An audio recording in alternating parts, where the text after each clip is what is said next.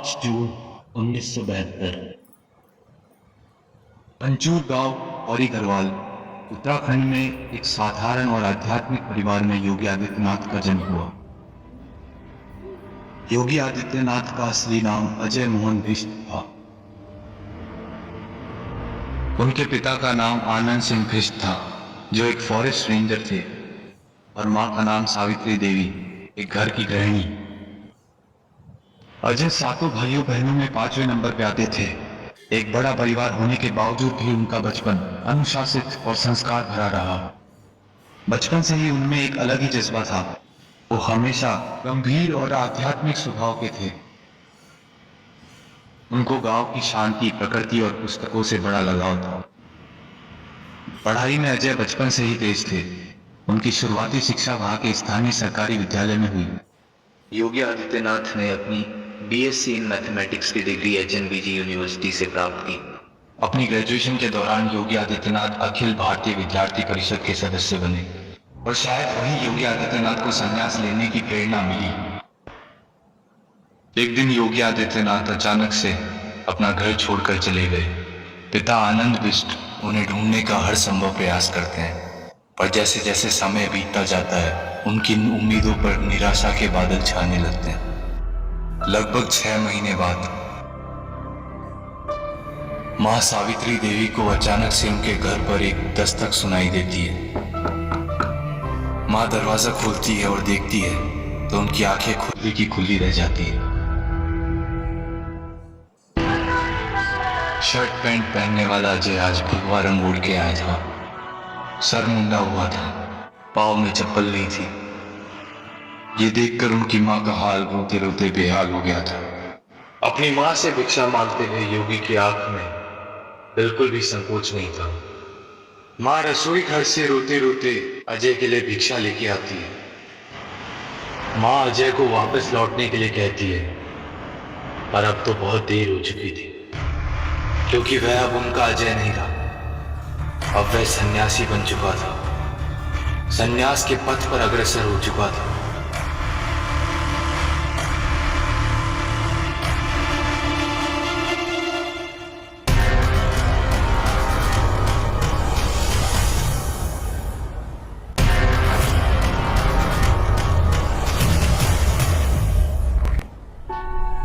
उन दिनों उत्तर भारत का सबसे बड़ा मुद्दा था अयोध्या का राम मंदिर।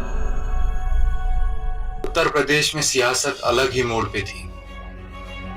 गुरु महंत अवधनाथ, जो कि योगी आदित्यनाथ के गुरु थे, गोरखपुर में 1989 में हिंदू महासभा से टिकट लेकर चुनाव लड़े, पर जीत न सके, और फिर बाद में भारतीय जनता पार्टी में शामिल हुए। 1996 में महंत अवधनाथ जी ने आखिरी चुनाव लड़ा, जिसमें भारतीय जनता पार्टी में अटल जी के नेतृत्व में 13 दिन की सरकार बनाई थी।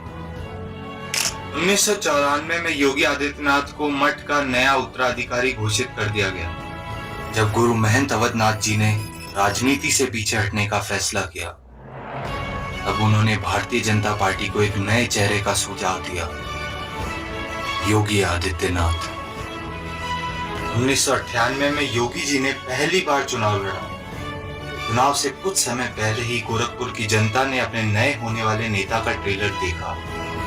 जब गोरक्षपीठ के संरक्षण में चल रहे इंटर कॉलेज के छात्रों का गोरखपुर के गोलघर बाजार में विवाद हो गया।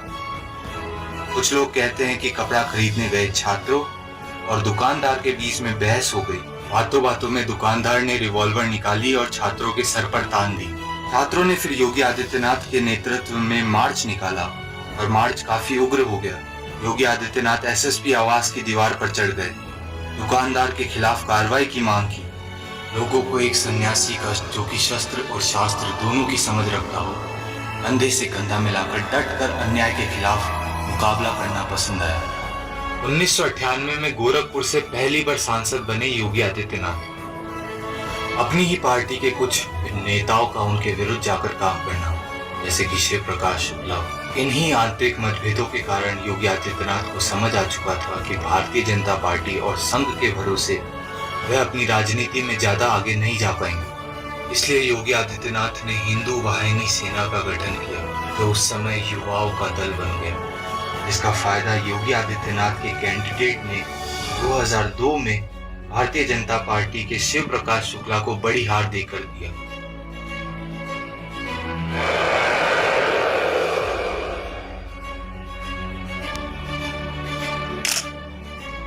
लेकिन सब कुछ जैसा दिख रहा था वैसा नहीं था। एक तरफ हिंदू वाहिनी और भी मजबूत होती जा रही थी और योगी आदित्यनाथ पर विपक्षी हमले बढ़ते जा रहे थे। 2007 में गोरखपुर में सांप्रदायिक हिंसा भड़क गई और उसके चलते योगी आदित्यनाथ को 11 दिन तक जेल में डाल दिया गया। माना जाता है कि उस समय की सरकार, समाजवादी सरकार ने ऐसा इसलिए किया था ताकि वह मुस्लिम तुष्टीकरण की राजनीति कर सके, क्योंकि उस समय उत्तर प्रदेश में विधानसभा के चुनाव होने वाले थे। तो वो अगर उस समय के हिंदुत्व के पोस्टर बॉय योगी आदित्यनाथ के खिलाफ कार्रवाई करते हैं तो उन्हें मुस्लिम वोट बैंक मिलेगा, जिससे योगी जी अंदर से पूरी तरह से टूट चुके थे। इसका आक्रोश 2007 में देश की जनता ने आंसुओं के रूप में सदन में देखा। सर मुझे बोले जल्दी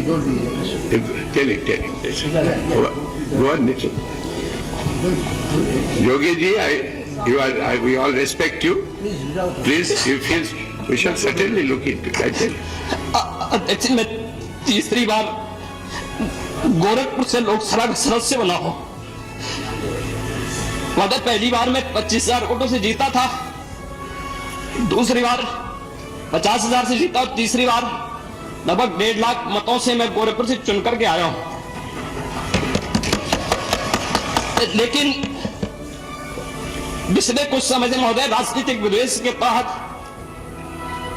मुझे जिस प्रकार से राजनीतिक पूर्वाग्रह का शिकार बनाया जा रहा है, मैं केवल आपसे अनुरोध करने के लिए आया हूं, क्या मैं इस सदन का सदस्य हूं या नहीं हूं, और क्या यह सदन मुझे संरक्षण दे पाएगा या नहीं दे पाएगा। अगर सदन मुझे संरक्षण नहीं दे सकता है तो मैं आज ही सदन को छोड़ करके वापस जाना चाहता हूं। तीसरा अध्याय।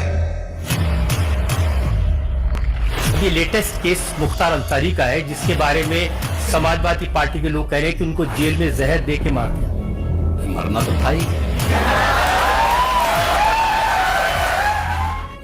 ये जिस अतीक अहमद के खिलाफ पीड़ित परिवारों ने मुकदमा दर्ज कराया उसके परिवार के खिलाफ, वह समाजवादी पार्टी के द्वारा पोषित माफिया है और उसकी कमर पर तोड़ने का काम हमारी सरकार ने किया है। और फिर मैं कहता हूं इसे हम बाहर करेंगे, इस माफिया को मिट्टी में मिला देंगे। लेकिन जितने भी सत्ता में रहेंगे उससे तीनों एनकाउंटर हो चुके हैं। हाँ, मैंने कहा ना ये होंगे। कुछ आतंकी कुछ षड्यंत्र कर रहे थे, लेकिन आपने उनको यहीं पे पकड़ लिया। वैसे वे उत्तर प्रदेश में घुसते तो मैं उनको उत्तर प्रदेश की सीमा पे निपटा देता। लेकिन हमेशा से ऐसा नहीं था। 2008 में मुख्तार अंसारी नाम के माफिया ने योगी आदित्यनाथ पर जानलेवा हमला करवाया था। उस समय सरकार से ज्यादा माफियाओं का राज चल रहा था। जिन लोगों पर सैकड़ों मुकदमे चल रहे थे वे खुलेआम सड़कों पर घूम रहे थे, मासूम जनता पर जुल्म कर रहे थे।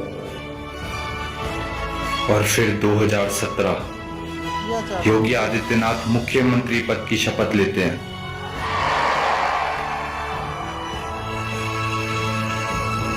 जिस व्यक्ति ने सैकड़ों लोगों को मारा हो वह कब तक बस्ता बस्ता फिरेगा।